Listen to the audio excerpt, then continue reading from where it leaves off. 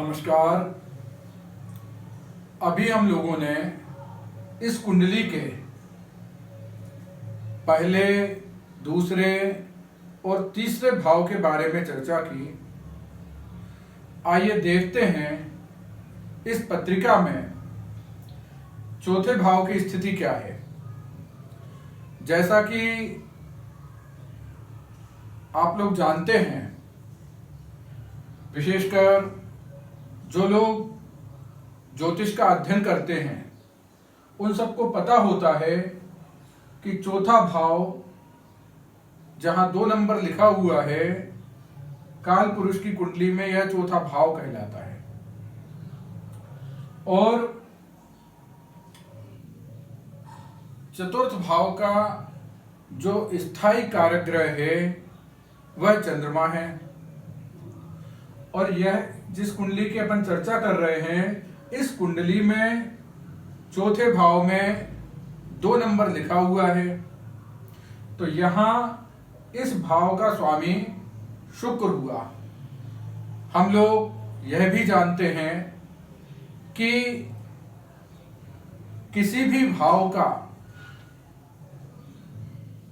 पीड़ित होना या किसी भी भावेश का 6, 8, 12 विशेषकर षष्ठम भाव में जाना अच्छा नहीं माना जाता।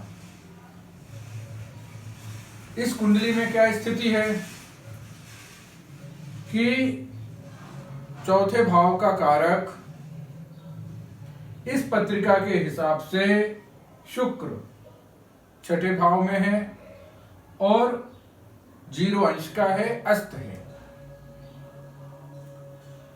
जब भाव का स्वामी अस्त है तो क्या होगा, इस भाव से संबंधित जितनी वस्तुएं हैं, जो जो कुछ इस भाव से देखा जाता है, उन सब बातों में कमी आएगी। यह भाव सुखेश कहलाता है। अब सुखेश का छठे भाव में जाना मतलब जातक के जीवन में सुख की कमी करना। इसके अलावा यह भाव भूमि, भवन, वाहन, इसके अलावा मातृ स्थान भी कहलाता है।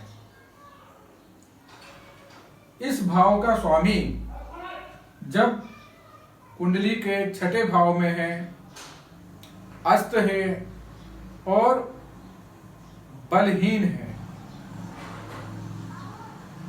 ऐसी स्थिति में इन सब वस्तुओं की जातक के जीवन में कमी होगी।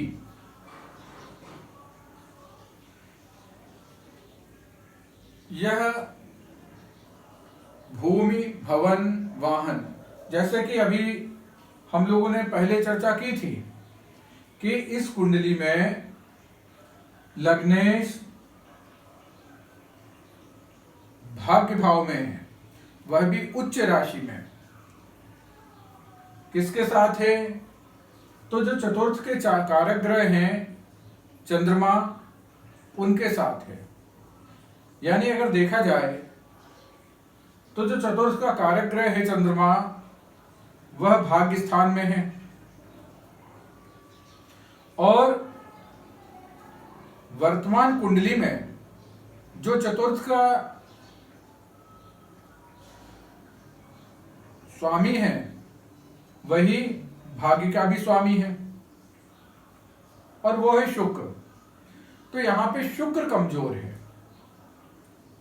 और शुक्र कमजोर होने के कारण वैसे तो छठे भाव में शुक्र की स्थिति को बहुत खराब नहीं माना जाता, पर अंशात्मक रूप से 0 अंश का है, वह भी अस्त है।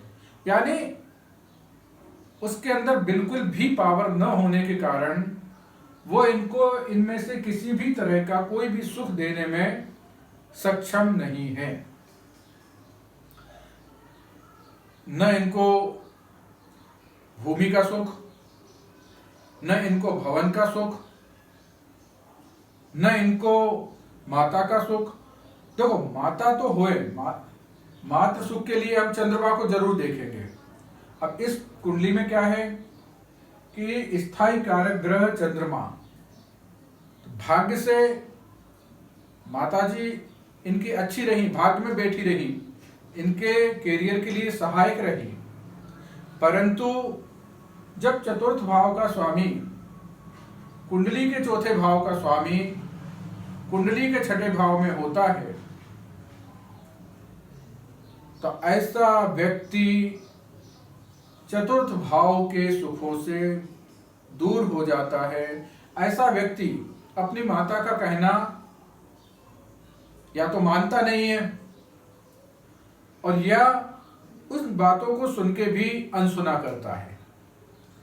कुल मिला के ऐसे व्यक्ति के मन में बहुत ज्यादा अटैचमेंट अपने मां के प्रति, या यूं कहो कि जो कुछ भी इससे देखा जाता है उन भावों के प्रति नहीं होता है।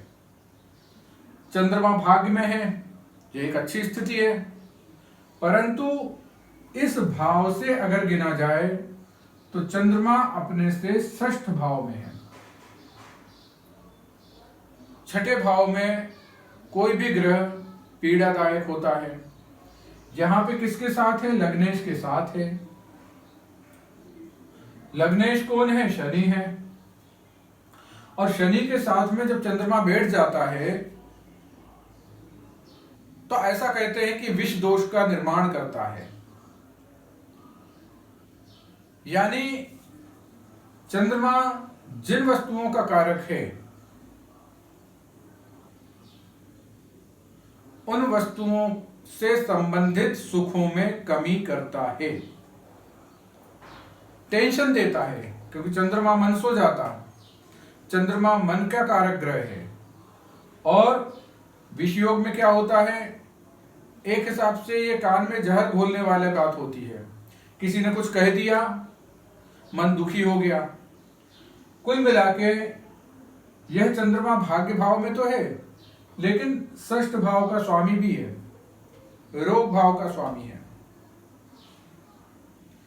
तो ऐसे व्यक्ति को जीवन में साधारण परिस्थितियों में भूमि, भवन, वाहन की उपलब्धता नहीं होती, या यूं कहो कि यह व्यक्ति ऐसे सुखों से वंचित रह जाता है। ऐसा नहीं कि सामर्थ्य नहीं है, सामर्थ्य भले ही हो, पर मन में इच्छा ही नहीं होती। और इस कारण से व्यक्ति काफी हद तक टेंशनाइज रहता है। टेंशन भी कैसा? कोई भय नहीं होता, लेकिन अज्ञात भय।